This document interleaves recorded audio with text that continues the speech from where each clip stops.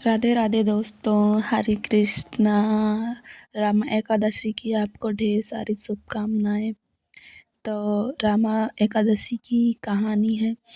रामा एकादशी कार्तिक मास के शुक्ल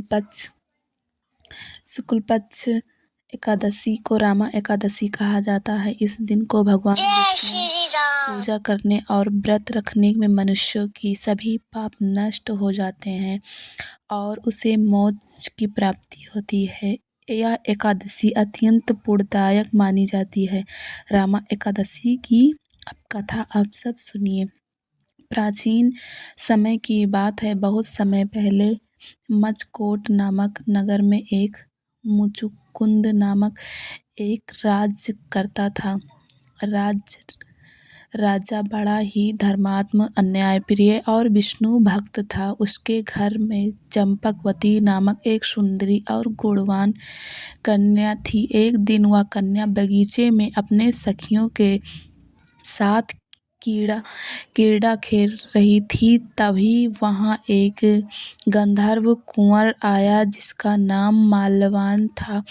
उसने चंपकवती को देखा और दोनों के मन में परस्पर प्रेम जाग उठा। दोनों एक दूसरे से विवाह की इच्छा रखने लगे। राजा को जब यह बात पता चली तो उसने क्रोधित होकर दोनों को श्राप दे दिया। तुम दोनों ने राजसभा में अनुचित अपहरण किया है, इसीलिए तुम्हें स्वर्ग से पापित होकर भूत योनि में जाना होगा। श्राप के प्रभाव से दोनों गंधर्व पृथ्वी पर गिर गए और भूत योनि में अत्यंत दुखी जीवन जीने लगे। उनके शरीर पर गंदगी और कीड़े लग गए। भूख प्यास से व्याकुल होकर इधर उधर भटकते रहे। एक दिन संयोग से वे दोनों विंध्याचल पर्वत पर पहुँचे। उस दिन कार्तिक मास का कृष्ण एकादशी थी, जिसे राम एकादशी कहा जाता है। पूरे दिन उन्हें अन्न जल का त्याग किया और रात्रि में भगवान विष्णु का स्मरण करते हुए पेड़ के नीचे सो गए।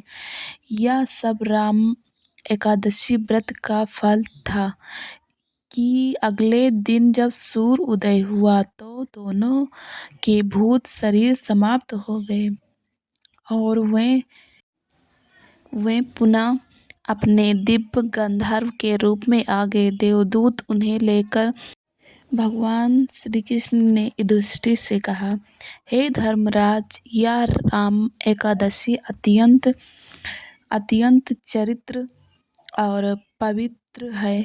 इस व्रत को करने से मनुष्य के सभी पाप नष्ट हो जाते हैं। जो व्यक्ति इस दिन उपवास करता है और भगवान विष्णु का पूजन करता है वह निश्चित रूप से मोक्ष प्राप्त करता है। तो राधे राधे और हरे कृष्णा भक्तजनों, आप सभी को रामा एकादशी की ढेर सारी शुभकामनाएं।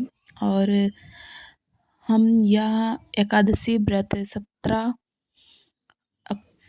अक्टूबर को मना रहे हैं और आप सब व्रत रह के पुण्य के भागीदार बने। और राधे राधे दोस्तों, हरे कृष्णा।